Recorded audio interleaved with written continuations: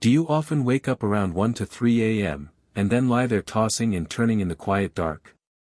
Don't worry too much. As we move into the later stages of life, waking up in the middle of the night is actually a very natural phenomenon. Welcome to Best Senior Sleep, where we awaken peace and restore health through deep sleep. Before we dive into some small tips and techniques to help you easily fall back asleep, let's explore an interesting truth. Why do older people often wake up during exactly that time frame? As you begin to fall asleep, your body's core temperature gradually increases, peaking around 10:30 p.m. After that, it starts to decrease. That's the signal for your brain to release melatonin, the substance that guides you into deep sleep. But at a certain point, that temperature begins to rise again, marking a shift into a lighter sleep stage. And this change, which often happens around 1 to 3 a.m., can cause you to wake up. Age also means we spend less time in deep sleep, so the body becomes even more sensitive to minor fluctuations like these. So, if that happens, what should you do? Right now, I'm going to share with you things to avoid when waking up at night, because those seemingly harmless habits can actually silently hinder your ability to fall back asleep. The first thing to avoid is waking up and looking at the clock. I know this sounds trivial, and in the grand scheme of things, it's probably not the worst thing you can do. But let me explain. Checking the clock and noting the time becomes the very thing your mind starts to focus on. The scenario is this: you just woke up, you look at the clock and see what time it is. Then, you immediately do some mental math about how much sleep you have left. And now, you feel anxious. You're back to that nighttime period that you hate. This is precisely the kind of cycle that creates anxiety, by increasing your heart rate. An important metric for you to know is this: your heart rate needs to be 60 beats per minute or below to enter an unconscious state, which is sleep.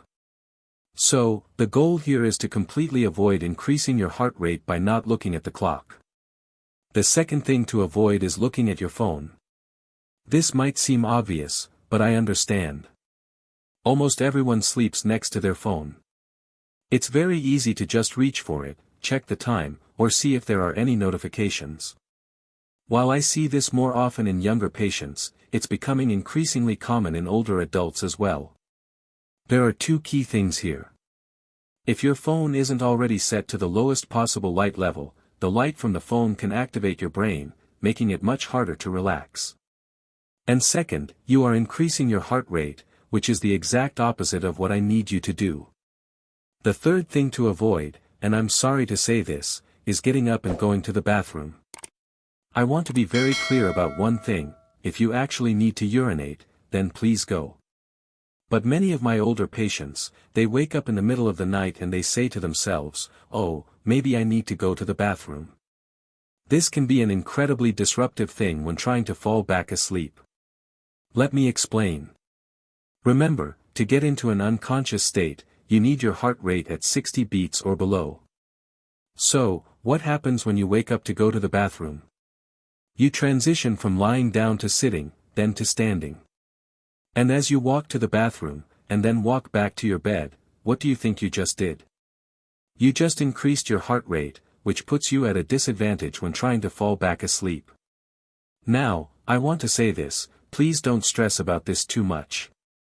I don't want you to think that if you wake up to go to the bathroom, you'll never be able to fall back asleep. That's not what I'm saying. Sometimes, needing to urinate is the thing that woke you up in the first place. This is just something for you to be mindful of the next time you wake up, because it might be something you have control over. The last thing to avoid is turning on the lights. This is often associated with waking up to go to the bathroom, or getting water, or a snack from the kitchen fridge. Light can significantly affect an individual's circadian rhythm. Circadian rhythm are internal bodily cycles that change over a 24-hour period, in response to signals from the environment. For example, light tells the body when to be awake, while darkness signals the body to feel more tired. So, when an individual is exposed to artificial light, it can confuse the body, making it think that it should be more alert during times when it should be at rest. If you do have to get up, I recommend getting a small night light for the bathroom or kitchen, just to minimize the disruption you might experience. Another helpful tip is to keep a glass of water on your nightstand, so you don't have to get out of bed if you feel thirsty. So what happens if you've avoided all those things and you're still having trouble falling back asleep? Well, now we're going to talk about some important tips and techniques to help you get back to bed. But I want to pause here for a moment and ask, if you like this kind of sleep content, please do me a big favor, and like this video and subscribe to the channel down below.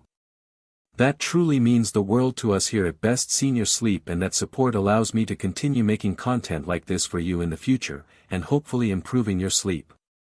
Also, if you are consistently waking up tired, or feeling excessively sluggish during the day, you should probably consider being screened for sleep apnea, especially if you snore. It's far more common than you might think, especially in older adults. And unfortunately, 4 out of 5 people who have sleep apnea have no idea that they have it. The good news is there are many treatment options available today that can provide a significant improvement not only in your sleep, but frankly, in your overall health as well.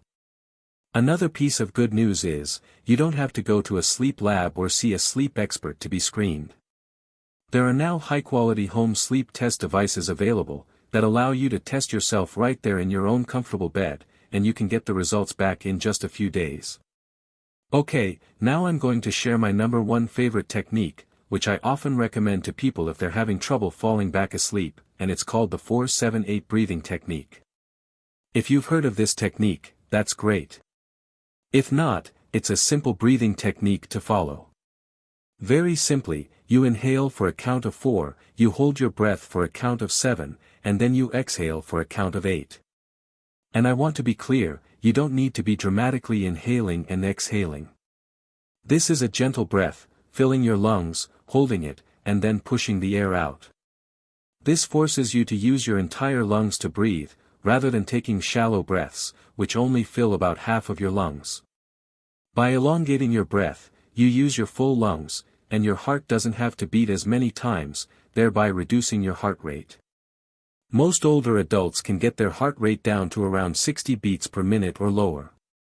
But frankly, not everyone can do that. And you know what, that's okay. If you're someone who can't get your heart rate down to 60, then just focus on getting your heart rate down by 10 to 15 beats from where it is when you're just lying still. Trust me, even a slight reduction in heart rate can go a long, long way. So, the second technique you can try is doing a mindfulness technique. This is something that I personally do every time I experience restless legs. You might think this is a little bit strange, and it's a new form of counting sheep.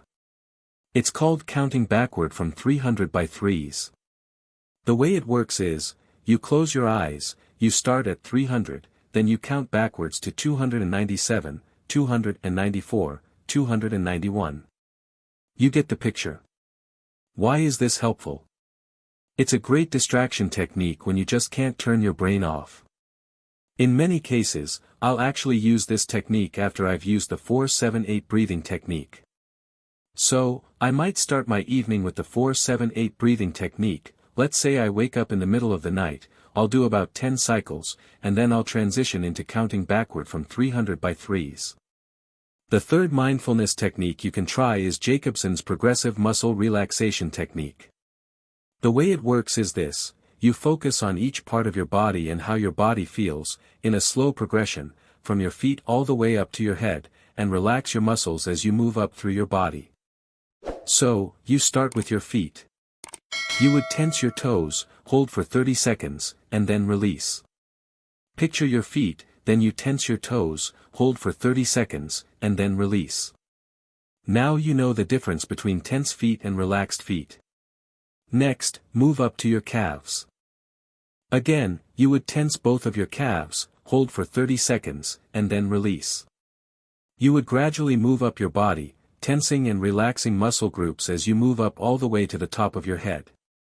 This method teaches people how to recognize when they are physically tense and when they are physically relaxed. When older adults lie down to sleep, they can have a lot of physical tension in their body, and that's something we want to get rid of. This is a great way to identify that tension and release it. This leads me to the last major point I want to share with you, and it's perhaps one of the most important things you will take away from all of this. It's a concept called non-sleep deep rest, which is a state of deep relaxation that isn't necessarily sleep per se. It's something that sleep experts have really focused on more research in recent years. Essentially, what it means is, as long as you are lying still in the dark, keeping your breathing slow and steady, and maintaining a relatively low heart rate, you are still restoring vital energy to your body and mind.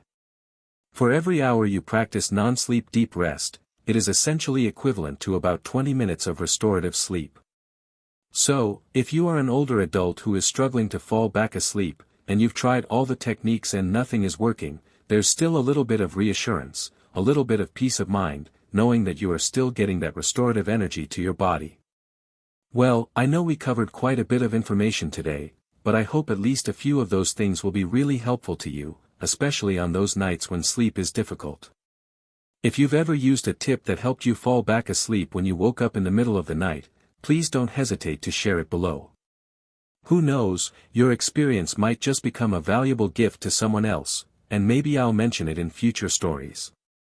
If you'd like to learn more about building a gentle, effective evening routine, be sure to check out the other sleep stories I've shared on the Best Senior Sleep channel. They're sure to bring many surprises. Thank you for taking the time to listen.